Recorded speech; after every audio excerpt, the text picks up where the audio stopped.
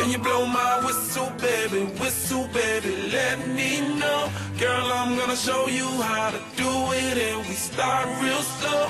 You just... Čaute, vítajte u môjho nového Let's Play tutoriálu. V tomto videu vám chcem ukázať, jak si točiť, jak renderovať videa cez Windows Movie Maker. Takže, prvé čo urobíte, pôjdete na internet.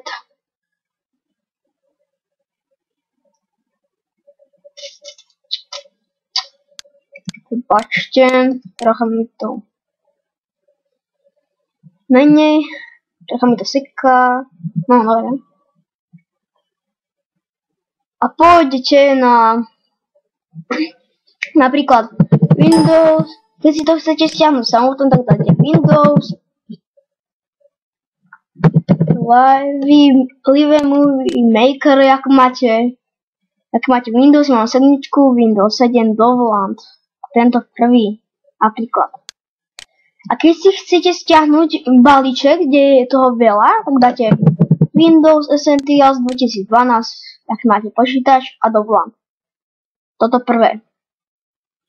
Všetko bude v popisku videa, takže stiahnete, nainštalujete a otvoríte to a máte takéto niečo. Takže prvé čo robíte, si tam hodíte nejaké video. No, ja si tam najprv hodím intro. Tak. Tu si môžete aj prehrať. Trocha do tých svetla, vidíte? Si tu môžete prehrať. Ďalej, čo si tam hodíte, nejaké video, čo ste natočili.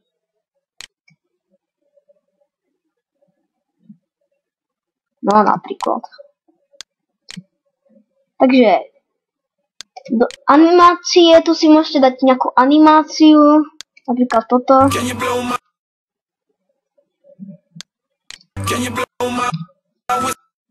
Vidíte, to sa ma tam môže spestriť.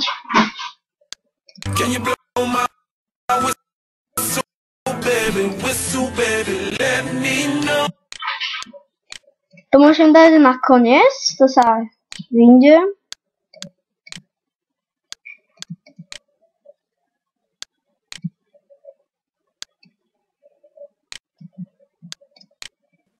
No tak čaute. Tu napríklad si to hodíme. Animácie. To vítajte u môjho.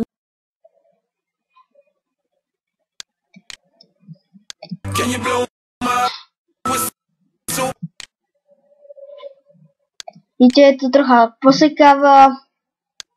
No ale nejako som si to upravil. Tu si môžete dať použiť všetko. Ďalej vizuálne efekty. Tu si môžete dať nejaké efekty. Napríklad takéto. Takže. Tak. Projekt. Tuto si nastavte širokouhlý. Aby vám to zmestilo do YouTube okienka.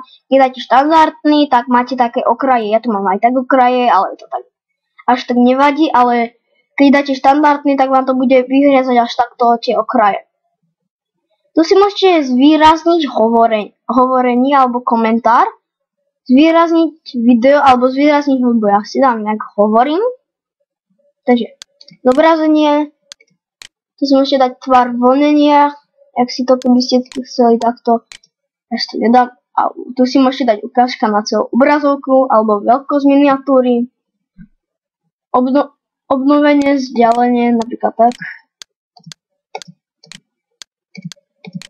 Tak vidíte. Tak. Tu si môžete dať zosílenie, hlasitosť videa. Ja to dám na max. Dobre, ja to dám na max. Tu si môžete dať rýchlosť, to napríklad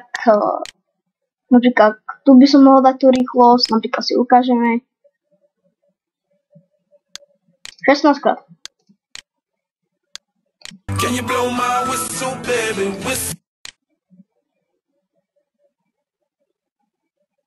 kde tu máte už tú rýchlosť, ale my si necháme na jeden. Tak nástroj na vystrihnutie, to si môžete vystrihovať. Nastavenie počiatočného bodu, je väčšie nastavenie koncového bodu, no si nejako pošpekulujte.